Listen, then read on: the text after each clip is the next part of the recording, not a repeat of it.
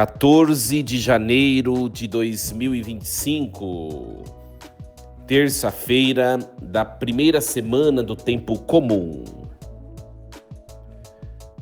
Em nome do Pai e do Filho e do Espírito Santo. Amém. Meus queridos filhos e filhas, muito bom dia, vos saúdo com a paz de nosso Senhor Jesus Cristo, que alegria nos encontrarmos. Nessa manhã nós vamos meditar a leitura da carta aos Hebreus, o capítulo 2, versículos do 5 ao 12. Não foi aos anjos que Deus submeteu o mundo futuro, do qual estamos falando. A esse respeito, porém, houve quem afirmasse: o que é o homem para dele te lembrares? Ou o filho do homem para com ele te ocupares? Tu o fizeste um pouco menor que os anjos, de glória e honra o coroaste, e todas as coisas puseste debaixo de seus pés. Se Deus lhe submeteu todas as coisas, nada deixou que não lhe fosse submisso. Atualmente, porém, ainda não vemos que tudo lhe esteja submisso. Jesus, a quem Deus fez pouco menor do que os anjos, nós o vemos coroado de glória e honra por ter sofrido a morte. Sim, pela graça de Deus em favor de todos, ele provou a morte. Convinha de fato que aquele que, por quem e para quem todas as coisas existem, e que desejou conduzir muitos filhos à glória, levasse o iniciador da salvação deles à consumação, por meio de sofrimentos. Portanto, pois tanto Jesus, o santificador, quanto os santificados são descendentes do mesmo ancestral. Por esta razão, ele não se envergonha de os chamar irmãos, dizendo: anunciarei o teu nome a meus irmãos, e no meio da assembleia te louvarei. Palavra do Senhor. Graças a Deus. Meus queridos, continuamos esse segundo dia do tempo comum, neste ano litúrgico, acompanhando a carta aos Hebreus. E hoje o texto vai continuar falando da questão da humanidade em relação à natureza angélica, à natureza dos seres espirituais. Uma coisa é certa que nós precisamos compreender: os seres espirituais, em atributo, eles são muito mais perfeitos do que nós. Por quê? Porque nós, seres humanos, somos seres espirituais e materiais. Temos corpo, o que nos categoriza materiais, e temos a alma, o nosso espírito, que nos categoriza seres espirituais também. E, por causa da nossa materialidade, nós acabamos perdendo, com o pecado original, tantos atributos e tantos dons préternaturais que nós tínhamos antes do pecado original. E isso ficou devido à nossa materialidade, né? Por isso que, numa visão bastante pessimista, né, alguns filósofos dizem que a matéria é o problema humano, né? E na verdade não, né? É claro que as nossas paixões, né, a nossa tendência ao pecado passa pelos sentidos sensoriais, com certeza, né? Passa. E então os anjos, que são espíritos puros, né, são seres perfeitos, em atributos estão acima da nossa humanidade. Nós que somos muitas vezes, pela nossa parte material, tendentes, né, puxados para baixo, né? Os anjos assim não são. E é muito interessante que desde ontem o autor da carta aos Hebreus está dizendo assim: mesmo os anjos sendo em atributo mais elevados que os seres humanos, mais perfeitos, mais cheios de perfeição, Deus não escolheu ser anjo. Deus escolheu se tornar humano. Olha só. Ontem eu já dizia, esse é um dos motivos pelo qual Lúcifer e a terça parte dos anjos não aceitaram o projeto de Deus e acabaram se voltando contra Deus, né? É o que nós chamamos de demônios. Esse é um dos motivos. E é verdade, eles teriam que se prostrar diante de um ser humano que é Deus, Jesus Cristo, né? Então, hoje nós continuamos nessa reflexão, né? E aqui pega o autor, ele faz menção do Salmo 8, né? O que é o homem para deles te lembrares, ou o filho do homem para com ele te ocupares. Então, o autor se utiliza desse salmo para reconhecer diante de Deus que efetivamente nós somos pequenos, né? Mas o Filho de Deus se fez um de nós, para que da nossa pequenez, ele que se fez grandioso, também fizesse cada um de nós grandiosos como ele. Fizesse todos nós grandiosos. Olha só que bonito isso. É por isso que ele vai falar aqui da questão do sofrimento, da morte, aquele que é Deus, o maior de todos, né? O maior, porque Deus é maior do que toda a criação vem de Deus, né? Não há nada maior do que Deus. Deus, ele se fez ser humano, e isso é uma violência contra a natureza divina. Por quê? Porque o ser humano é o menor de todos os seres criados, né? O menor. Então Deus se fez pequeníssimo, olha só. E é muito interessante que o Pai permitiu que o seu Filho chegasse à mais baixa realidade humana, que é a morte. A experiência de maior fragilidade na vida humana, qual que é? É a perda da vida, é a morte. Então Deus permitiu chegar até o topo, né? Até o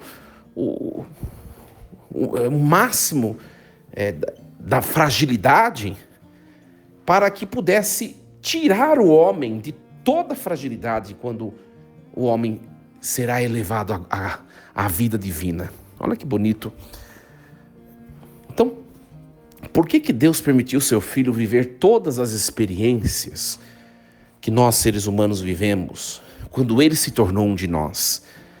Inclusive a experiência da morte e do sofrimento, para nos salvar, nos redimir, nos resgatar, né? Olha só, o Filho de Deus se encarnou, se tornou carne, se tornou um de nós, caminhou, viveu todas as experiências e padeceu o suplício da cruz, né? Só que ele venceu a morte porque ele ressuscitou e voltou de maneira gloriosa para junto do Pai. Num lugar de glória onde ele já habitava antes de vir, ele voltou agora com o corpo, alma, ele voltou agora humanamente ao lado do Pai. E assim abriu a possibilidade de nós também sairmos dessa condição baixa e partirmos para algo maior. O que a leitura de hoje está tentando despertar em nosso coração, minha gente, é que o Filho de Deus se fez um de nós para fazer da nossa vida uma vida de resgate, uma vida de crescimento, uma vida de renovo. Isso é muito bonito ao iniciarmos este ano civil, né? Nós temos um ano pela frente e o tempo passa muito depressa, né? O tempo passa muito rápido. Olha, hoje já é dia 14 de janeiro, quase no meio do mês, do primeiro mês do ano. E nós temos que ter projetos, nós temos que acreditar que é possível ressurgirmos, recomeçarmos. É possível começar de novo. É possível seguir a vida, né, de maneira promissora. Eu disse esses dias atrás, né, muitas vezes as coisas da nossa vida somos nós mesmos quem atrapalhamos, quem complicamos. É ou não é? E a leitura de hoje está falando assim, o Filho de Deus fez todos esses gestos, que são gestos de amor, para nos mostrar que é possível nós chegarmos ao lugar onde está. E Ele está na glória. Ele foi glorificado e nós também o seremos. Por isso, minha gente, preste bem atenção. Deus não nos fez para uma realidade de morte, de sofrimento, de pequenez. Às vezes nós nos colocamos nessas situações, mas Deus não nos fez para isso. Por isso que nós saiamos dessas situações, que nós olhemos para o alto e percebamos os braços de Deus que querem nos alcançar para nos levantar, para nos fazer melhores, para nos fazer homens e mulheres renovados. Creiamos nisso. Essa é a grande novidade que o texto de hoje vem nos trazer. Olha só, pela graça de Deus em favor de todos é que o Filho de Deus provou a morte. Convinha de fato que aquele por quem e para quem todas as coisas existem e que desejou conduzir muitos filhos à glória, levasse o iniciador da salvação deles à consumação por meio de sofrimentos. Então, o Pai, ele deseja conduzir todos os seus filhos à mesma realidade do seu Filho legítimo e unigênito, que é Jesus Cristo. E qual é a realidade de Jesus Cristo? É a glória dos céus. Deus nos fez para o alto, Deus nos fez para o grande, Deus nos fez para o bem, Deus nos fez para a felicidade, para a alegria. Eu não sei o que você tem vivido na sua vida pessoal, familiar, eu não sei quais têm sido seus sentimentos em meio aos seus relacionamentos, em meio aos acontecimentos últimos. Mas procure se superar, procure viver bem, procure viver a alegria que vem de Deus. É só olharmos ao redor, quantas coisas boas pelas quais nós temos que agradecer a Deus. Agradeçamos, tenhamos um coração cheio de gratidão e olhemos para frente, busquemos nos auto-superar, busquemos crescer, busquemos ser pessoas que possam evoluir a cada instante, a cada dia, a cada passo. Tem muita gente que vive por baixo. Tem muita gente, eu tenho falado esses últimos tempos, tem muita gente que vive de passado, vive do ontem, vive do baixo, vive do raso. E Deus nos fez para o amadurecimento, a evolução, o crescimento, o grande, a glória. Olha só que bonito esse versículo 10. Acabei de retomar, de proclamar novamente. Né? É belíssimo isso. Olha só. Pois tanto Jesus, o santificador, quanto os santificados, somos nós, né, minha gente? São descendentes do mesmo ancestral. Por essa razão, ele não se envergonha de os chamar de irmãos. Aqui está um ponto consolador para nós. Olha só que bonito esse último versículo que foi proclamado hoje. Ele não se envergonha de os chamar de irmãos, dizendo: anunciarei o teu nome aos meus irmãos, e no meio da assembleia te louvarei. É a menção de um outro salmo que o autor da carta aos Hebreus faz.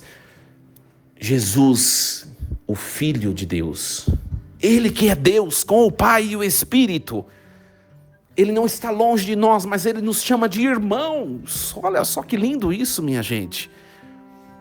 Irmãos, ele é próximo de nós, ele é junto de nós, ele está conosco nas nossas lutas, nas nossas batalhas.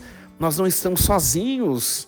Por isso, não nos desanimemos, ergamos a cabeça, alegria. Ao iniciarmos esse novo dia, um dia preparado por Deus, para a glória de Deus, para nosso bem, que nós comecemos esse dia com esse coração, com essa convicção, com o coração cheio dessa convicção. O Senhor me chamou de irmão, eu sou com Ele. E se eu sou irmão de Jesus, eu sou filho do Pai Todo-Poderoso e amoroso. Que bonito, é muito lindo isso, minha gente.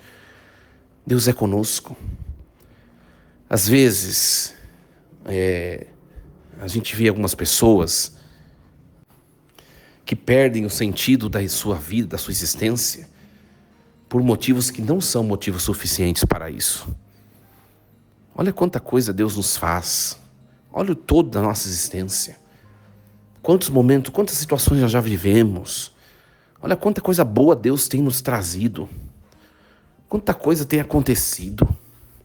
Meus queridos, hoje iniciemos o nosso dia chamando a Jesus. Jesus, meu irmão, me abrace, me abençoe e caminhe comigo nesse dia. Que esse seja o nosso desejo, que essa seja a nossa oração.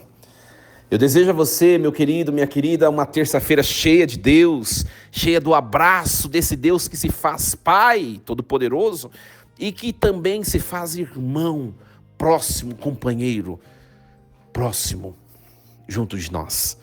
Força e coragem, em nome do Pai, e do Filho, e do Espírito Santo. Amém. E lembremos-nos sempre, Deus está no comando de tudo.